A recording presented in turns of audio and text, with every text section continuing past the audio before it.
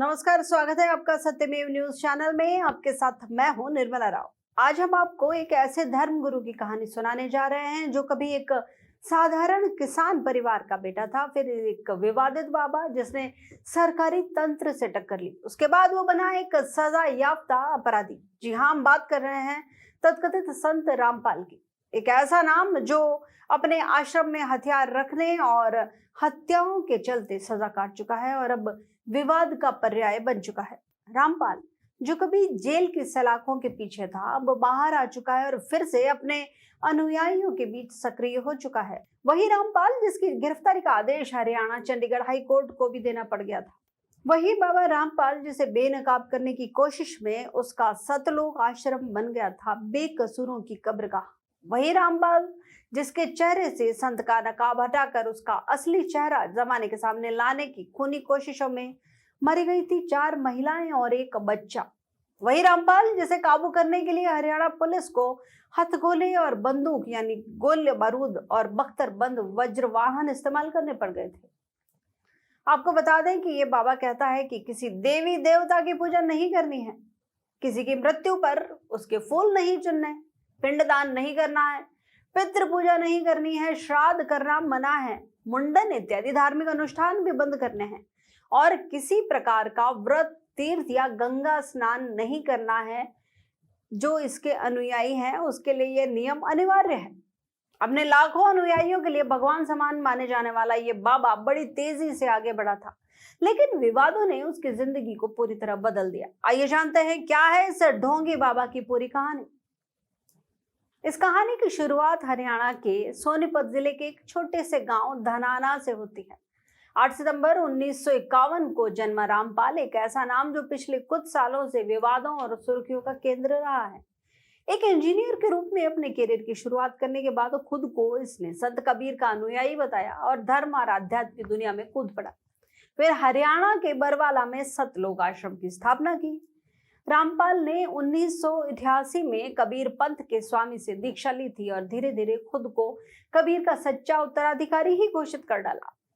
अब उसके अनुयायियों का दावा है कि वह आध्यात्मिक ज्ञान बांटने के लिए प्रयासरत था, लेकिन असलियत में वह ढोंगी बाबा सिद्ध हुआ। रामपाल की मुश्किलें उस वक्त शुरू हुई जब उसने आर्य समाज के ग्रंथों और विचारधाराओं पर सवाल उठाने शुरू किए।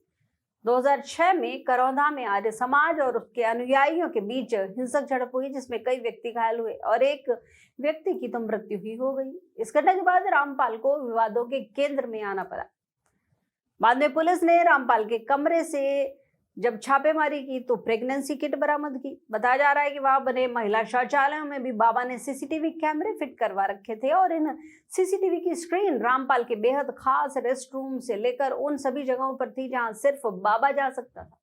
इस बाबा के बारे में कहा जाता है कि ये बाबा दूध से नहाता था और फिर उसी दूध की खीर बनाकर भक्तों में बांटता भी था। दरअसल ये बाबा ऊंचे से आसन पर ध्यान की मुद्रा में बैठ जाता था और इसके भक्त इसे नहलाते थे और बदन से गिरने वाला मैल युक्त गंदा दूध जो इकट्ठा होता था उसकी खीर बनाकर भक्तों में बंटवा दी जाती थी।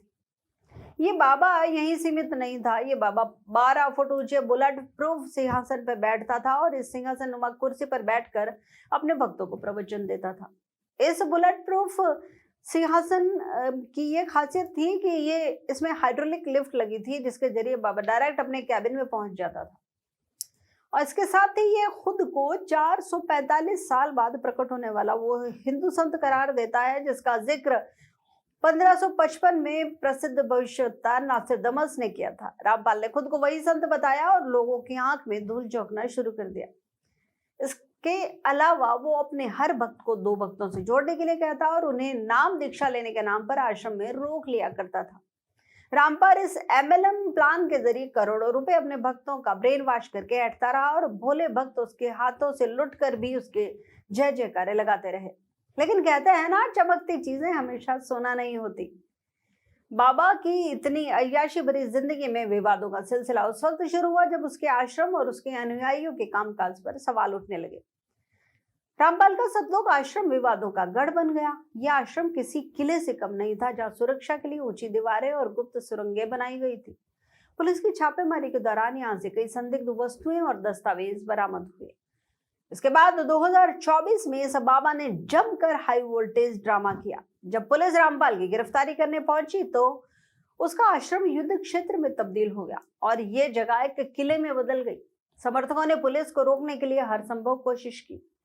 जिस वक्त रामपाल के अड्डे के अंदर बाहर उसके अंधभक्तों और हरियाणा पुलिस के बीच खूनी जंग छिड़ी हुई थी, तब रामपाल अड्डे के अंदर ही छिपा हुआ था। वो अपने भक्तों को पुलिस के सामने सरेंडर कराने के बजाय उन्हें पुलिस से खूनी टक्कर लेने के लिए उकसा रहा था। पुलिस और उसके अनुयायियों के बीच हिंसक झड़प में 6 लोगों की मृत्यु हो गई और इसके बाद बामुश्किल रामपाल को गिरफ्तार किया गया। रामपाल पर हत्या और अन्य गंभीर आरोप लगे, जिसमें एक देशद्रोह का मुकदमा भी था। साबित होने के बाद 2018 में कोर्ट ने उसे दोषी करार देते हुए उम्र कैद की सजा सुना दी थी, लेकिन कानूनी दावपेच और समय के साथ कई मामलों में बाबा को बरी कर दिया गया। अब 2021 में अदालत ने उसके खिलाफ लगे कुछ आरोपों को खारिज कर दिया और जमानत पर उसे रिहा कर दिया। अब जेल से आने के बाद रामपाल ने फिर से अपने अनुयायियों के बीच सक्रियता दिखा दी है और प्रवचन देना शुरू कर दिया है। आज रामपाल और उसके अनुयायी सतलोक आश्रम में सक्रिय हैं। उसके भक्त उसको भगवान का अवतार मानते हैं और प्रवचनों का हिस्सा बनते हैं। वहीं उनके आलोचक कहते हैं कि उसकी कथनी और करनी में बहुत फर्क है। रिहाई के बाद इस बाबा ने अपने समर्थकों को संबोधित करते हुए खुद को संत कबीर का सच्चा अनुयायी और उत्तराधिकारी घोषित किया। हालांकि उसके आलोचकों का मानना है कि ये सिर्फ अंधभक्ति है और उनकी पुरानी हरकतों को भूलना समाज के लिए बेहद खतरनाक साबित हो सकता है।